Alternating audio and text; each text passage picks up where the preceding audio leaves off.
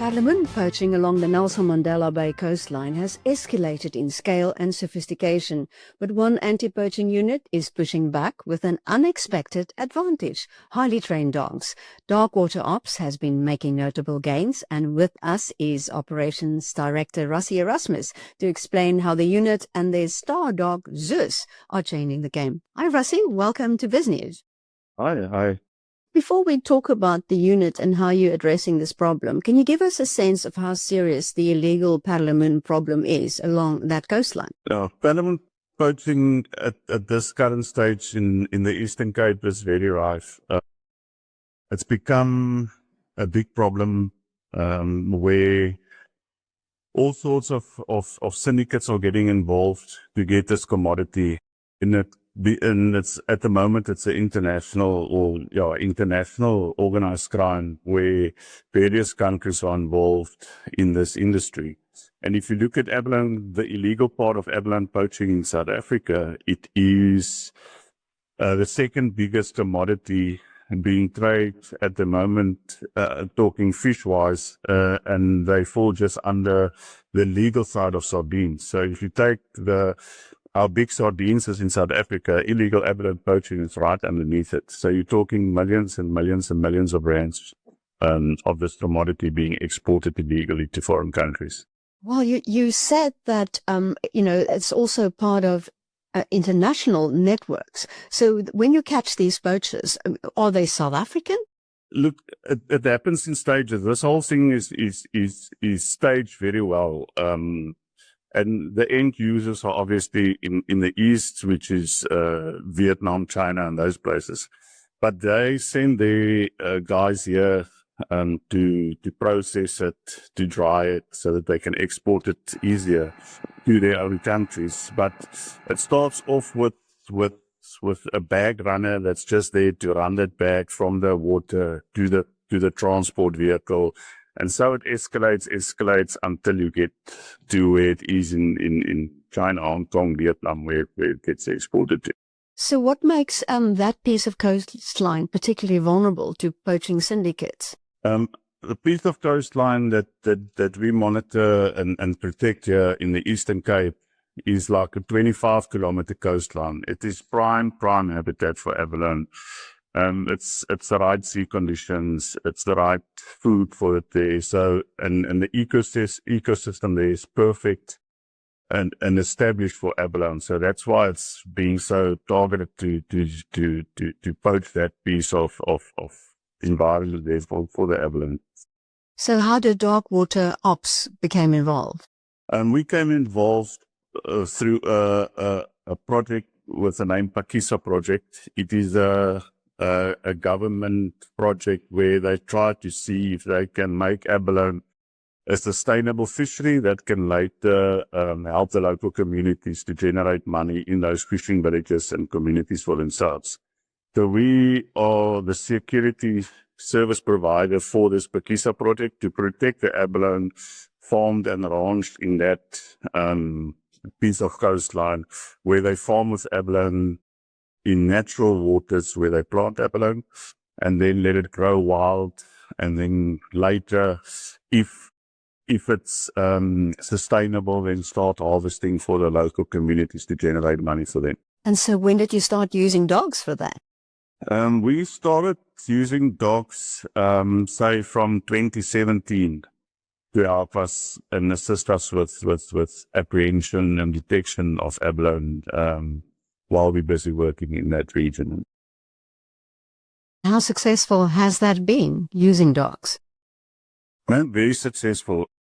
The dog is a wonderful thing. It amazes you every day working with them and seeing what they can do actually. And we've had big successes. I think in 2015, 2016, we did the biggest abalone bust in South Africa. It was over 100 tons of abalone. We got back out of containers where it was actually wrapped in cow tripe and then frozen, and then our dogs snuffed it out through the tripe, and then we managed to get containers full of abalone back. And then we've got a new dog now, Zeus, which we use more than tracking and looking for abalone in the bush, where these guys hide their abalone when they come out of the water just before it gets picked up. So Zeus and his handler Johan, they up and down the coastline every day, walking, tracking, trailing, and then detecting these abalone and get the abalone back. So what kind of dog is Zeus, and what makes him so fit for this job? Zeus is a Malinois. He's a Belgian Shepherd. They've got a very high drive, very agile, very energetic. So the amount of kilometers they walk and the amount of work they do during the day, you need a dog with a very high drive, very fit, very agile. And that's why we choose those dogs to help us in this coastline here. Is he the sort of the lead dog? Yeah, we've got six of those dogs there, spread out along all our units. But he because he's a specific dog for abalone, he's got the more successes, can we put it that way, in what we're doing in our everyday job. We've got firearm detection dogs, drug detection dogs that also do their part, but they don't get as much work in an everyday situation than what Zeus gets. So how do you train a dog specifically to sniff out abalone or Perlemoen? It starts from puppy development. So from 8 to 12 weeks old, you start with them and they do what they call puppy development. Then they train the dog on its favorite toy, and then afterwards they put that scent that they want, but we used abalone now, to his toy, and that's how you start getting him to sniff his favorite toy, and you make the toy smell like abalone, and you start hiding it and start playing with it, and that's how he gets that drive to look for abalone, because that's actually his toy. And you said you had, was it 5 dogs, and do you want to expand that program? Yes, definitely. Definitely. We have, as I said, we've got detection dogs, we've got explosive detectives, narcotics, we've got tracking dogs, and then we've got the patrol dogs, which people known as the attack dogs, that we use to apprehend dangerous suspects and so on. So yeah, but we would like to expand and to make it a bigger unit, yes. Tell us a bit more about Dark Water Ops, the background of the company and what you do. Dark Water Ops is a private security company, established in 2017 as an anti-poaching company. So we do anti-poaching along the coast, which is marine anti-poaching. Then we do anti-poaching in the Big 5 areas where we look after rhinos and Big 5. We do farm protection to look after the farmers and their assets.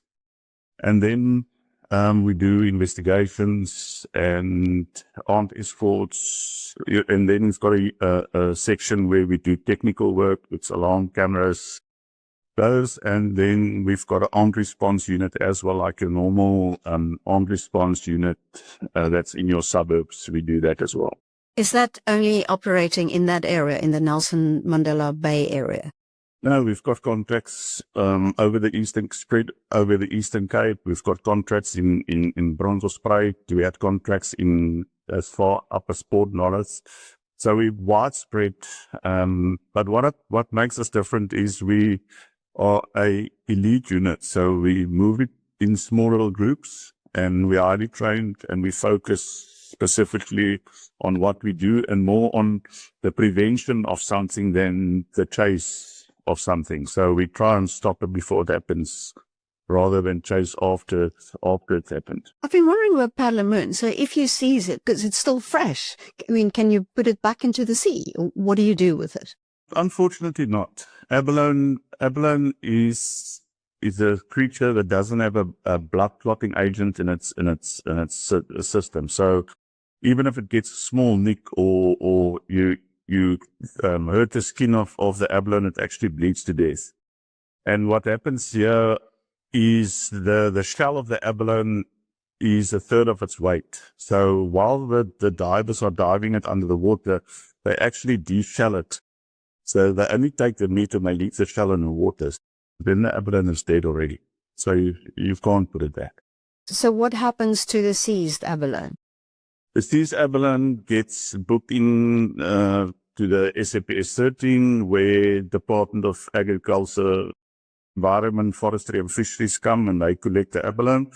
And then it gets taken to their facility in Cape Town. And I don't know, from there they process it, and I don't know what happened to it from there, but it goes to the department and they handle it from there. Rassie, what is your biggest obstacle in fighting poaching? Our biggest obstacle at this moment is, unfortunately, in South Africa, it's our social economic status, where there's no funding available for government to assist and to do proper big operations where we can utilize different departments in combating this abalone poaching. So funding from the government side to their own people is a problem at the moment. And then what we do is, everything we do besides our small area that we need to protect outside that area is on our own account. So funding for us as well is sometimes a problem. The equipment being used and that we use are very expensive, and they've come along the years now. So it's time to replace all those type of things for us to do the job properly again. So funding and that's our biggest issue at the moment, is that there's no funds available for combating abalone poaching in South Africa at the moment. And so are you self-funded then? We are self-funded. We are a private security company, so we are self-funded, yes. You don't get any government support? No, we don't get government support at all. We've got a contract, like a normal security company's got a contract with a client, with a abalone farm, which is part of the Spakisa thing, and that's it. So we've got a small contract with them to say that we are their security service provider, and that's it. Other than that, we don't have any other funding from outside. And 80% of our work is broader than what we have to do for the abalone farm. Well, Rassie Erasmus, thank you so much for speaking to us. Do people often compare you to Rassie Erasmus, the Springbok rugby coach? No, I'm a bit bigger than him. Well, Rassie Erasmus, thank you so much. No problem. Thanks for that.